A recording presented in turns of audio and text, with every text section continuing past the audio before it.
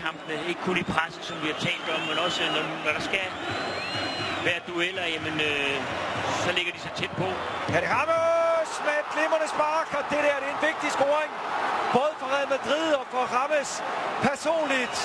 Det er millimeter præcis det der. Den kan lige smyge sig ind over med den lange stolpe 1-0 til Real Madrid, og vi må sige, som de har spillet første halvleg.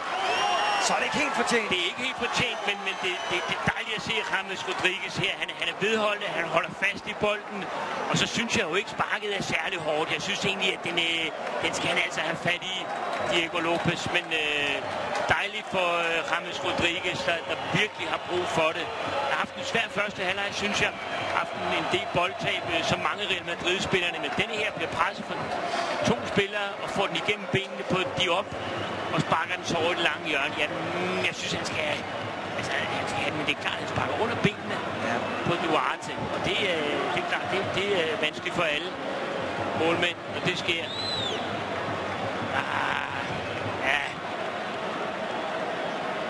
Vanvittigt hårdt sparket er det selvfølgelig ikke.